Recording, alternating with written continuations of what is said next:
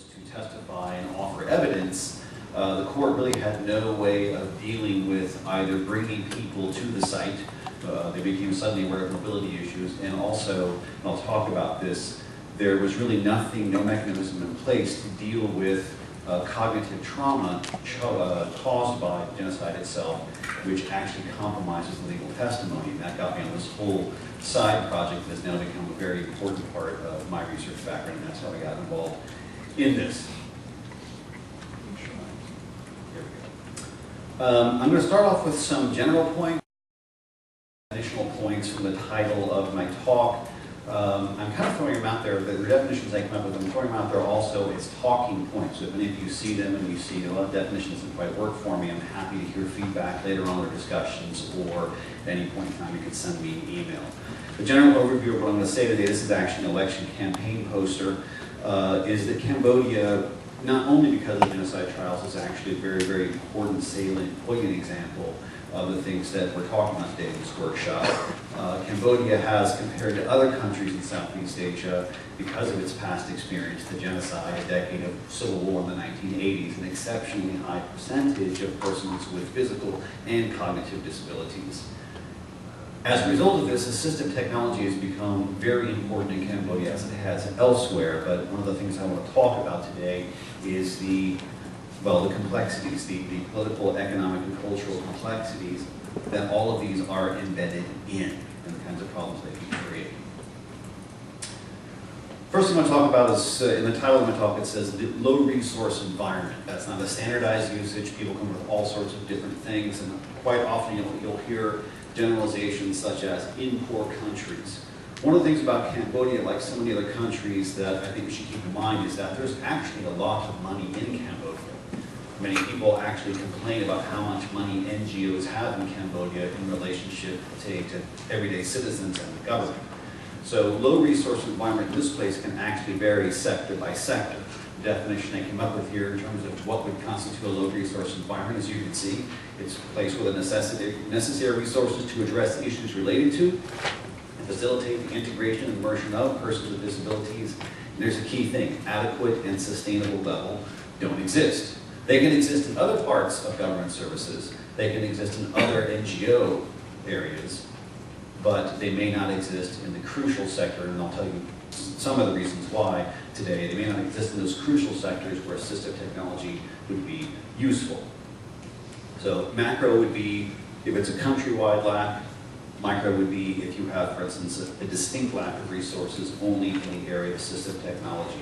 In the case of persons with disabilities in Cambodia, almost all the resources are put into physical disabilities and almost nothing put into cognitive disabilities. I use the words integration and immersion. I tried to figure out exactly, I hear these words a lot. I tried to figure out how could I distinguish between the two. In the general sense, you can read these behind me. Integration to me is about people being brought in. It always implies that somehow agency belongs outside of that, and therefore it implies a level of dependency. Immersion for me is where you are fully integrated in society. It's a seamless integration, and there's a crucial element of autonomy. That's how it made sense to me, and Cambodia is really nowhere close to immersion, but there are some groups, and I'll talk about two examples today, moving in that direction. There's a map of Cambodia, just so we know where I'm talking about. I'm sorry, where it says Battambang, that G somehow took on a life of its own. The G belongs in the whole word. The reason I also want to show you the map of Cambodia is because, as with so many of the other countries we may talk about today, the three big urban centers, Phnom Penh, the capital city, Battambang, and Siem Reap, are really, these are the crucial sites where all this assistive technology is developed. However, almost all of the people who need access to that or who would want access to it are from other areas around the country. It makes it difficult, and one of the groups I'll talk about today actually does all of this outreach into the country, but many of the other parts of the country are impenetrable and inaccessible. So many of the people who could benefit from this merely cannot get to the sites where it is clustered. I'll give you an example of this. You'll see over here in the western part of the country, there's a province called Mandalpini. This is a picture from Mandalpini. Just hundreds of square kilometers of areas where there's no roads, There's no trails. I actually did an informal survey of the width of the trails that went between and across rice paddies, and it's about 18 inches, which is easily 6 inches more narrow than any wheelchair, for instance. So simply getting into these provinces, people moving through the provinces, inaccessibility remains a crucial issue. Even if the assistive technology is there, it's clustered in the urban centers. As an overview for disability in Cambodia, of course, as I said, there's physical and cognitive disabilities. I would say 80 to 90% of the work in Cambodia focuses on physical disabilities, and even that is broken down politically. Those who have physical disabilities brought on by, for instance, unexploded ordnance, UXO, from past the genocide, things that are politically important in Cambodian politics, get first attention. Those who, for instance, as a result of guns or accidents or health-related issues, there's a real hierarchy of how the government wants resources devoted.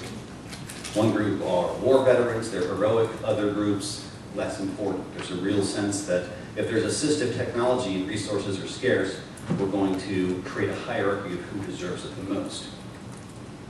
This is just a picture of the Cambodian Mine Action Center, which is crucial in a lot of the things we talk about with physical disability. This is the headquarters. It's just south of Siem Reap. I have another poster here. This is actually just outside of, in one of the provinces, Kampong Thom. You can see there's this whole campaign. There's been a huge spike in disabilities related to traffic accidents and the fact that there are so many guns still circulating in Cambodia. So gunshot victims and other types of things become a huge issue. And so you see these campaigns all over the place trying just to limit the acts that are creating, again, the spike in physical disabilities. So when I talk about creating these hierarchies, what I'm really saying is something what I call resource triage. The government and even NGOs end up competing within the world of persons with disabilities, how to match that with assistive technologies in relation to even other areas. For instance, HIV/AIDS is a huge concern of the government. They're trying to steer all the resources available to treat that, saying we don't have enough to treat everything, so what's the most important? Cambodia also has, and this actually factors into the communities of persons with disabilities in Cambodia, they actually have had to pass specific legislation regarding acid attack, which has become such a huge phenomenon in Cambodia. That is, in which people have social grievances or even romantic grievances and they simply splash acid on people, instantly destroying their lives. They have legislation which is now trying to place that as a higher priority, because up until this year when the legislation was passed, it was for the most part considered, we don't talk about that. They also have to work through cultural constraints. For many, many years, the idea of disabilities were associated with karma. They were things that could not be fixed, should not be fixed, a real sense of fatalism. So it's not just about bringing assistive technology into environments, it's also about whether or not you can put assistive technology effectively into a cultural and social environment where people are saying, what's the point? You're missing the larger point where disability has this larger cultural interpretation. And I really struggled with the extent to which assistive technology can change individual lives, but it can't really change larger cultural constructs.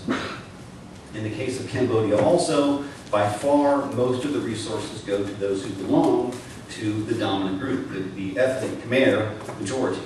In the province of Mongolquity, which is the province with the largest percentage of ethnic minorities, for instance, almost nothing gets put into place.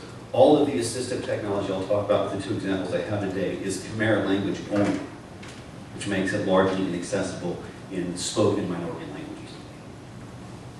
One last thing I want to point out, the common word in the Khmer language for disability that's used by most people, and they're trying to change this, is pikat, which actually means someone without work in the sense that they can't work. And it's also a word that gets used to describe someone that's useless.